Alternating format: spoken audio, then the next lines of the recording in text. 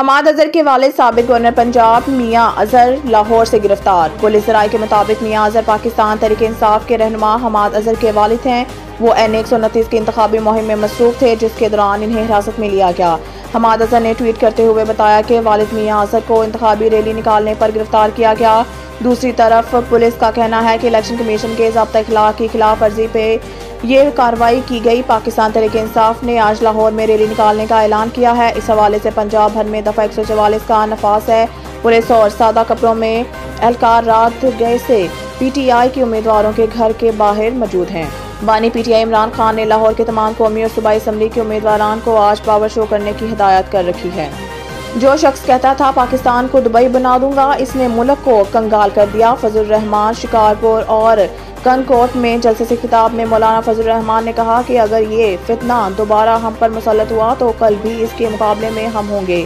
Vote چوری اور دھاندلی کر کے سابقہ حکومت کو لایا گیا تھا۔ ملک کی معیشت جیسی 5 سال میں زمین پر آئی، ایسی کبھی نہیں ہوئی۔ انہوں نے اپنے خطاب میں کہا کہ ملک کی معیشت ٹھیک نہیں، کہاں چلا گیا پیسہ؟ جن کو ہم پیسے دیتے تھے آج ان سے ہم مانگ رہے ہیں۔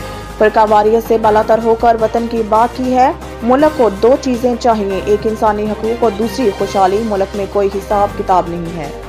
بلاول بھٹو نے لیگی قیادت کے چیلنج پر سندھ میں مناظرے کا مقام مقرر کر دیا۔ سماجی رابطے کی ویب سائٹ ایکس ٹویٹر پر جاری ایک بیان میں چیئرمین پیپلز پارٹی بلاول بھٹو نے مسلم لیگ نون کے صدر شہباز شریف کو جواب دیتے ہوئے کہا کہ میں مناظرے اور معائنے کے لیے تیار ہوں۔ نواز شریف مجھ سے خیرپور گمبٹ میں مناظرہ کر لیں۔ خیرپور گمبٹ کے اسپتال پنجاب کے اسپتالوں سے بہتر ہیں۔ بلاول بھٹو نے مزید کہا کہ گمبٹ اسپتال میں علاج بالکل مفت ہے۔ میاں صاحب نے 3 بار وزیر اعظم بننے کے باوجود گمبٹ کا دورہ نہیں کیا۔ چیئرمین پیپلز پارٹی کا کہنا تھا کہ نواز شریف تھرپاکر آ کر مناظرہ کر لیں۔ تھرپاکر کے انفراسٹرکچر کا معائنہ بھی ہو جائے گا اور چولستان سے تھر کا موازنہ بھی ہو جائے گا۔ تھر میں کوئلے کے منصوبے جس کی نواز شریف اور شہباز شریف مخالفت کرتے تھے، تھر کول کراچی نہیں بلکہ فیصل آباد کو سستی بجلی فراہم کر رہا ہے۔